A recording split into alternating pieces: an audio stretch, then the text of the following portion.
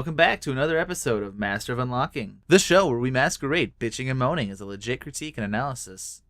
Today's victim, Resident Evil 3 Nemesis, or Last Escape in Japan. This game was never really meant to be a main series title, but Capcom figured fuckboys couldn't wait 3 years for the PS2 to be a thing, so this action-oriented spin-off got to be a flagship title. And you know, for being a spin-off, it does a lot of things really well. Last time I talked about things that changed from one to the next, and this game has a few of its own changes, so let's go over that.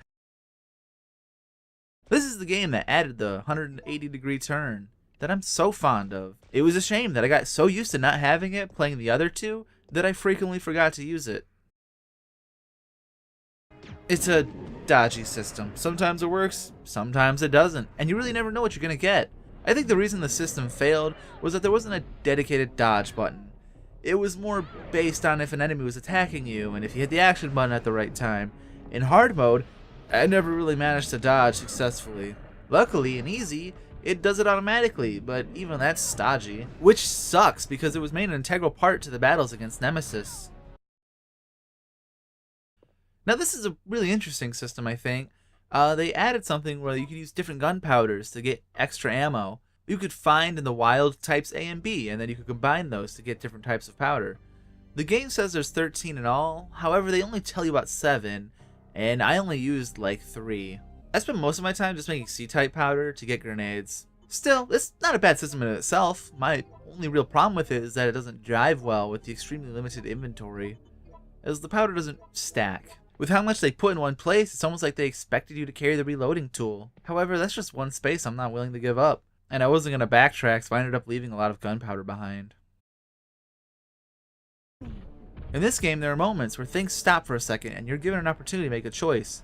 Usually one has some consequence over the other, like where going into the basement just traps you in a flooding basement and you have to fight the monster above. The other choice, which blows up the kitchen, circumvents the fight altogether. They tell you that these will affect the ending you get, however, only 2 of them actually matter and they're really close to the end, so. Anyway, that's the major changes to the game. So let's jump into the meat of the analysis. Interestingly, the starting amount of slots you have varies on difficulty. Hard starts you with 8 till you meet Carlos on the train, and then easy gives you the full 10. I'm really surprised that this game on hard has been the first one that actually forced me to manage my items. In the other two, item management more meant you had to think carefully what you picked up and when, and if you were careful, you could almost wholly avoid the item chests. However, in this game, the item management means frequent chest visits to deposit key items and powder and whatever. Luckily, if you thought Resident Evil 2 is chest heavy, you haven't met their busty sister, the third. Every other room seems to have a chest in it. And this is all a result of, the linear level design that we'll talk about later.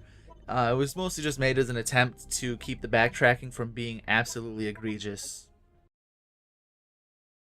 Second surprise, this Resident Evil has the most interesting puzzles of the 3. I mean, it's nothing Silent Hill level, but there are a few puzzles that actually take a little bit of thought to work through, and they're more than simple math or put the block on the button. There's even a couple number code puzzles that are different through each playthrough, so you can't just memorize them and blow through the game like you could before. I think this is a more natural way to force your player to find the code, instead of just locking them till they know it.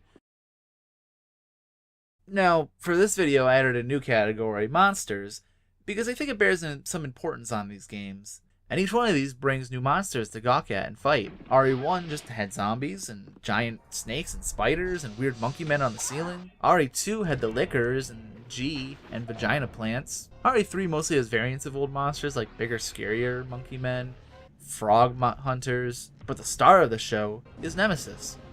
He's like a combination of Mr. X and G from Resident Evil 2, constantly mutating into tougher versions of himself while popping in to chase you around. Now, in Resident Evil 2, yeah, Mr. X chased you, but it wasn't really anything like this game has to offer. When you saw Mr. X, you just had to run to the next door usually, with like one exception where he bursts through a wall.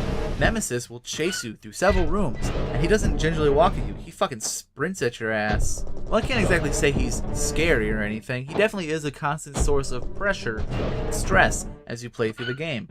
He's not exactly an easy boss fight at any time, because as I mentioned before, this guy sprints at you. Since the dodge system is just kind of shoddy, at best, you often would rather just try to run on your own accord by turning a little bit and getting out of his trajectory, but since the turning is so slow, it doesn't really allow that to be an option, so you have to heavily rely on the stodgy dodge system. Unfortunately, out of the three, this one has the weakest atmosphere. It mostly just derives it all from Nemesis. He's this constant feeling of dread and worry. You never know when he's going to pop up again. On easy, he's the only thing to worry about, since it's more of an action horror with a plethora of guns and health. On hard, the elements conspire to be a traditional survival horror, but it more just feels like it leads to cheap deaths, as it can't shake the fundamental changes to be made an action game. I think it's this lack of atmosphere that really keeps this one from being a classic like the other ones. Unfortunately, I also think that the level design is another reason that most don't regard this as a classic. Because in the first two games, you spend a lot of time in one main area. You get familiar with it, learning its layout, until you don't really need a map.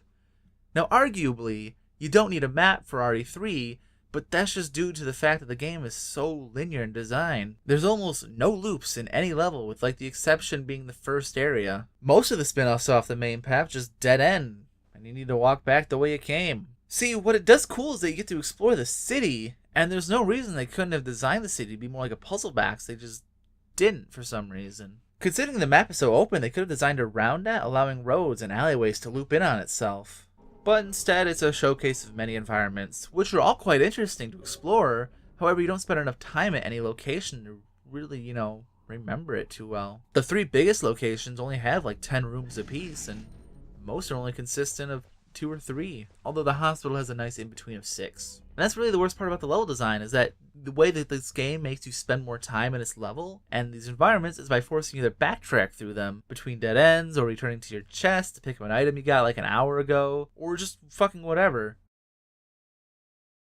My first run only clocked in at like 3.5 hours, though I spent more like a total of 4 with all the dying. So I'm sorry if this felt like it was a shorter analysis, but it's a short game. And that's a big point of contention people had. Personally, I don't mind a game being short as long as it's concise and well put together.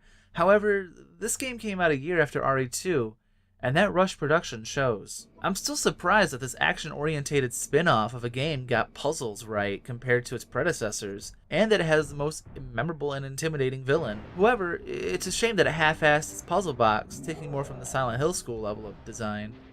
Which is what we're going to be looking at next time. While I do love the art of pre-rendered backgrounds, I'm really excited to break out into 3D. If you want to keep up with what's going on with me, you could follow me on Twitter or Tumblr.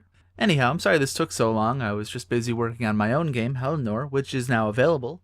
Thank you so much for watching and getting this far. I hope you all have a nice day, and, don't forget to stay creative.